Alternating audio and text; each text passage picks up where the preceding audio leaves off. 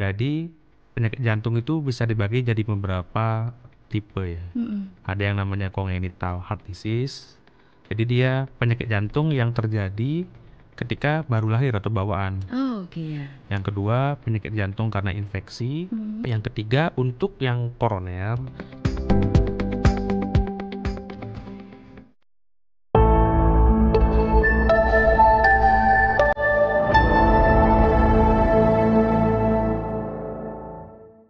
Halo Dokter Raka, Halo, selamat siang Mbak Irna. apa kabar? Kabar baik Mbak. Salam sehat selalu ya dok. Sehat selalu juga. Oke, kita bakal ngebahas soal penyakit jantung. Penyakit jantung itu kan penyakit mematikan nomor satu nih di Indonesia. Kalau sepengetahuan saya sebelum-sebelumnya itu dari yang saya tahu ya, kebanyakan adalah pasiennya atau korbannya adalah orang-orang yang sudah tua. Nah ternyata tidak berlaku untuk saat ini ya. Ataukah apakah memang dari dulu seperti itu? Apakah baru-baru ini saja nih ternyata penyakit jantung itu mengintai semua usia? Ini penjelasannya seperti apa nih dok? Ya, izin waktunya ya Mbak ya. Enggak. Jadi memang sebenarnya penyakit jantung itu sudah menyerang atau setiap orang tuh memiliki resiko penyakit jantung itu sudah dari lahir sebenarnya. Oh oke. Jadi jika kita mengacu pada berbagai pustaka-pustaka ilmu dari seluruh dunia, Mm-mm. jadi penyakit jantung itu bisa dibagi jadi beberapa tipe ya. Mm-mm. Ada yang namanya congenital heart disease.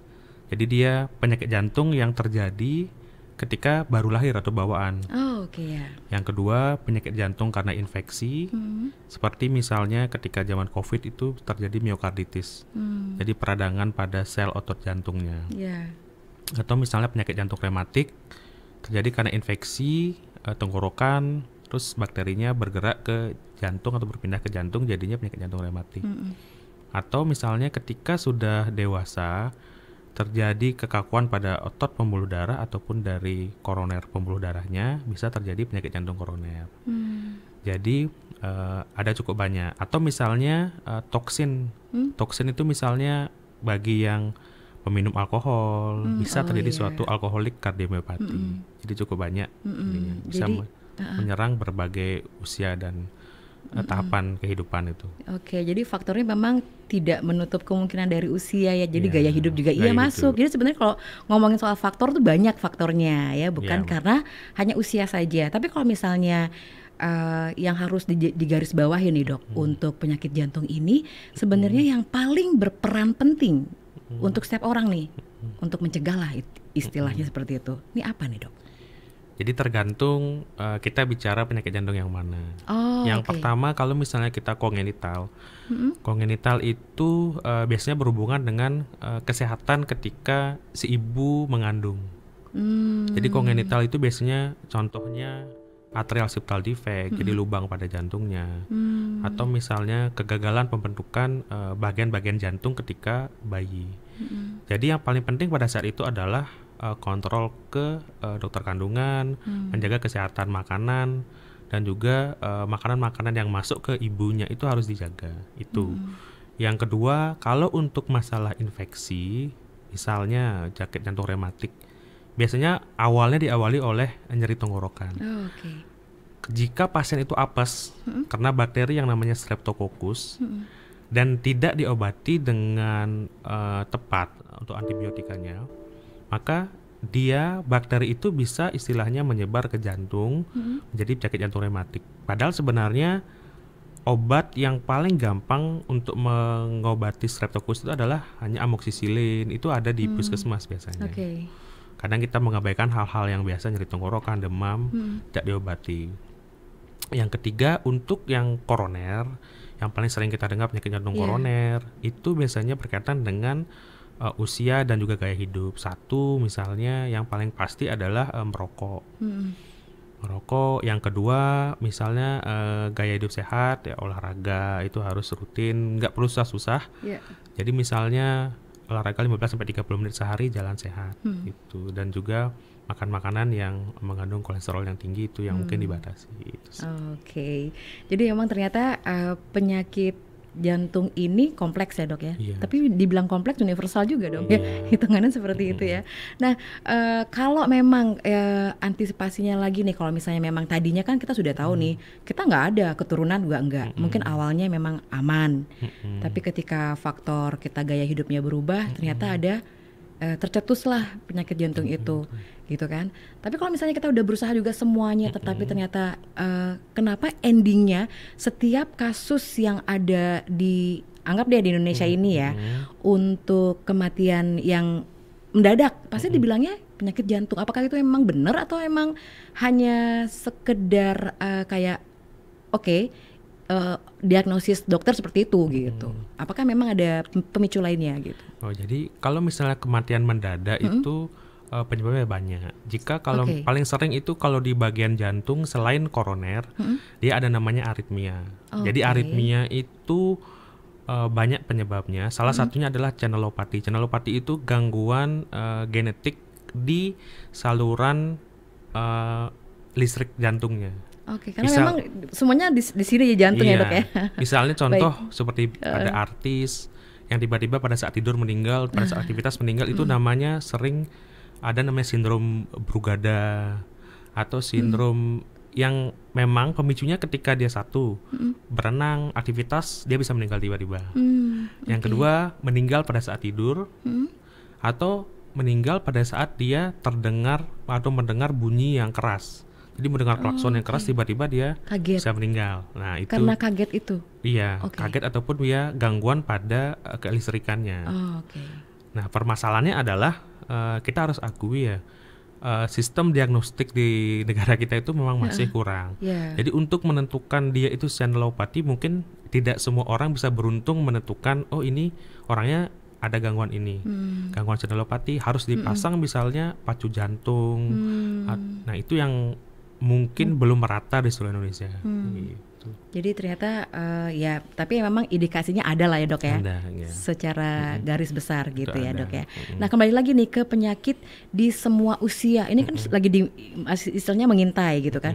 Jadi sebenarnya penyakit jantung yang seperti apa nih yang dari usia, mohon maaf kalau misalnya bawaan, itu kalau penyakit bawaan dari waktu mengandung sang ibunya, itu seperti apa? Kasus yang pernah terjadi deh, yang pernah dokter Raka mungkin tangani. Ya, kalau misalnya beberapa pasien yang kita lihat itu seperti satu pasien itu ada namanya tetralogy of Fallot. Jadi dia saturasinya oksigennya akan rendah, atau misalnya bibirnya biru. Oh, itu tanda-tandanya. Iya, bibirnya biru. Ininya kukunya itu dia akan putih.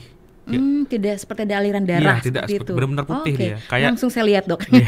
Jadi istilahnya kayak clubbing finger. Jadi kalau orang-orang kalau sering clubbing, ini benar-benar putih, nggak ada. Itu karena faktor begadang dan lain-lain ya dok. Nah kalau ini sering karena hipoksia, kekurangan oksigen. Siap. Dan biasanya orang tua itu harus tahu ketika di olahraga anaknya itu akan sering jongkok. Ketika dia sering jongkok, berarti dia memerlukan proses itu untuk mengembalikan aliran darahnya biar bagus. Jadi dia anak itu ketika olahraga capek harus jongkok, baru dia kembali enak lagi.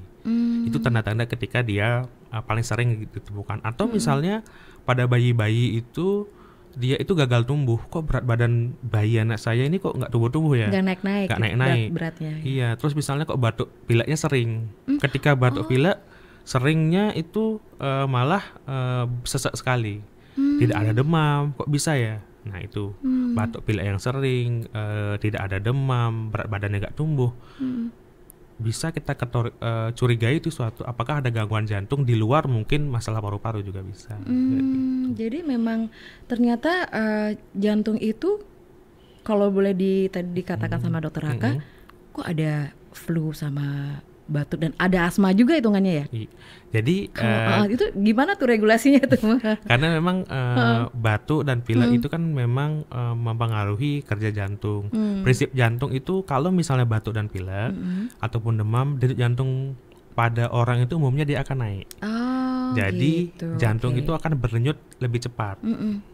Dia akan darah itu yang mengisi ke jantung itu akan semakin sebentar, jadi dia akan konsumsinya akan lebih meningkat. Sama ketika kita lari, jantung meningkat kan lebih cepat kita capek ya. Karena Oke, Gitu jadi sih. seperti itu.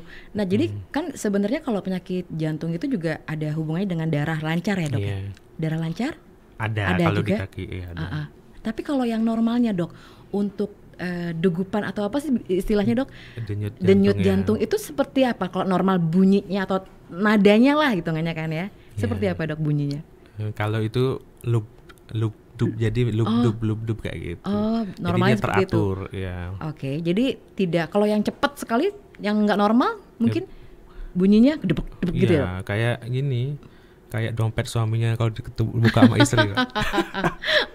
Pas dilihat pas akhir bulan lagi ya, Dok ya. Iya, Deg-degannya ya. Oh, luar biasa. Oke. Nah, jadi kalau sebenarnya nih berarti yang harus diperhatikan oleh semua masyarakat itu kan hitungannya ya sebagai manusia yang mungkin boleh deh flashback lagi apakah memang gaya hidupnya udah bener, terus emang tidak ada keturunan kan juga ya, Dok ya. Juga bisa. Ternyata keturunan juga iya. Nah, sebenarnya apa yang bisa disampaikan nih untuk pendengar atau penonton podcast ini tentang topik kita kali ini, yaitu penyakit jantung yang mengintai semua usia. Jadi kalau berkaitan dengan usia ataupun kan usia kita bertambah ya. Iya. Jadi seiring meningkatnya usia itu yang kita perhatikan adalah satu gaya hidup sehatnya, olahraga, simpel aja sih, jalan kaki cukup. Untuk semua usia jalan santai aja cukup. Jalan 35 tahun ke atas itu jalan santai sebenarnya cukup ya, antara berapa jam 30 durasinya? sampai 50 menit Oke. sehari, tapi yang rutin. Bukan sports ya, tapi exercise sih istilahnya. Oh, oke, Jadi ya. sport itu kan bulu tangkis Ya. gitu ya, sport exercise 30 sampai 50 atau 60 menit sehari. Itu sebenarnya udah cukup. Atau misalnya gaya hidup seperti makanan. Contoh misalnya kadar garam yang tinggi kenapa tidak bisa diberikan atau diharapkan dihindari? Oke. Karena ketika kita mengkonsumsi kadar garam yang tinggi, jadi dia akan menahan cairan di dalam tubuh. Jadi dia tensinya akan lebih tinggi. Oke. Atau misalnya yang manis, yang gula gitu. Oh, berarti banyak yang harus dihindari ya, Dok ya? Dikurangi sih mungkin. Oh, Kalau bukan. dihindari kita nggak bisa makan apa ya? Sama dok, saya juga kalau ketemu sama mantan nggak bisa dihindari ya, Dok. Jantungnya berbeda, Iya, Dok. harus dihadapi ya, Pak. Ya, harus dihadapi. Nah, ini yang menarik nih. Maksudnya gini, ketika seseorang memang harus mohon maaf lagi, memang anggap terdeteksi untuk terkena penyakit jantung, apakah memang itu harus minum obat secara kontinu, Dok? Jadi tergantung sebenarnya penyebabnya. Tergantung Pak. lagi. Tergantung Oke. ya penyebabnya. Jadi kembali penanganan penyakit itu kembali ke diagnosis. Diagnosanya apa? Nanti disesuaikan. Misalnya nih, pada ibu hamil yang terkena gangguan jantung, sesak, ada namanya istilahnya postpartum kardiomyopati. Ketika fungsi jantungnya dia sudah bagus 60%, dia bisa menyetor obat-obatan jantungnya. Oh, Itu salah oke. satu kardiomyopati yang penanganannya bagus, dia akan kembali seperti jantung normal. Atau misalnya pasien-pasien dengan penyakit jantung koroner sudah dipasang ring misalnya, Nah, iya. untuk obat-obatnya itu dia akan bisa dikurangi tergantung satu fungsi jantung ataupun keluhan-keluhan yang dialami. Nggak selamanya nanti obatnya sama, Oke. dia akan bisa kita kurangi. Jadi tetap maksudnya tergantung lagi hitungannya Iya. ya. Semuanya emang lihat sikon dulu. Iya, sikon Lihat dulu. sikon. Iya. Oke, Dok. Nah, ini nih kalau yang mungkin pengalaman yang pernah saya juga ketahui, kalau misalnya memang seseorang itu tadi kan dokter sempat sampaikan bahwa nggak selalu harus minum obat, tapi ternyata kalau misalnya emang itu dibutuhkan, tapi dadakan itu apakah tidak bermasalah ya untuk misalnya ketika tiba-tiba sakit nih tanpa harus ke dokter, tapi tahu judul obatnya, apakah boleh? Apakah memang jangan dong, jangan sembarangan gitu kan? Jadi sebenarnya pada umumnya pasien-pasien jantung itu dia teredukasi. Oh, wow, pinter-pinter ya, Dok. Biasanya rata-rata pasien jantung tuh nyari dulu nih obatnya apa. oke. Umumnya seperti itu. Atau enggak pasiennya, biasanya keluarganya. Nah, paling sering kita hadapi kan jantung koroner. Oh, oke. Kalaupun di luar negeri ada istilahnya itu pil yang selalu dibawa di dompetnya. Jadi itu vasodilator, isosorbit biasanya itu diberikan di bawah lidah. Jadi pasien kadang-kadang tahu kalau nyeri dada sekali diminum ini. Atau misalnya sesak sekali ada obatnya. Umumnya dokter jantung itu pasti akan mengedukasi pasiennya obat mana yang harus diminum pada saat kondisi tertentu, Nah, itu ataupun dia tidak berada di rumah sakit ataupun fasilitas kesehatan terdekat. Oke, Dok. Wah, ini nih ya, edukasinya nih memang ternyata kudu apa ya? Harus lebih waspada lagi, lebih aware lagi pastinya, dan jangan pernah nabung itu kan, misalnya kan nabung itu nggak cuman uang ya, Dok ya. Nabung kesehatan juga iya, jadinya kita harus tahu nih, apalagi yang masih muda-muda yang zaman sekarang apa-apa serba cepet makanannya, gaya hidupnya juga yang pengennya mungkin enjoy, hidupku cuma sekali nih, tapi pengen dong yang menikmati kayak gimana nih, tapi itu ternyata salah juga ya, Dok ya. Oke, mungkin sebagai ini nggak terasa juga nih obrolan kita nih ya. Kalau dari dokter secara pribadi sebagai sekaligus dia mungkin closing statement, karena memang jantung itu sekali lagi kompleks tapi universal juga, dan ternyata usia dari lahir pun bisa terkena jantung. Jadi yang secara garis besar deh yang bisa disampaikan apa nih sebagai closing statement sekaligus ya, Dok ya, silakan. Jadi deh. untuk penyakit jantung itu suatu yang bisa menyerang dari segala usia. Yang paling penting dalam penanganan penyakit jantung itu adalah selalu pencegahan. Apapun itu penyakitnya, misalnya kongenital, pencegahan pada saat ibu mengandung, untuk koroner dari usia muda, exercise, ataupun infeksi, misalnya pakai masker atau menghindari orang yang sakit, ya itu sih. Itu saja poin pentingnya. Baik, Dokter Raka, terima kasih banyak untuk waktu dan kesempatannya kali ini. Semoga pastinya informasi yang disampaikan Dokter Raka ini bisa menambah wawasan buat kita semuanya. Yang pastinya terima kasih banyak. Ya, makasih Mbak Inma. Ya, sampai ketemu lagi, tapi jangan di tempat dokternya praktek nih ya. Tetap di sini kan untuk berbagi informasi. Oke, terima kasih Dokter Raka. Ya, sampai ketemu lagi.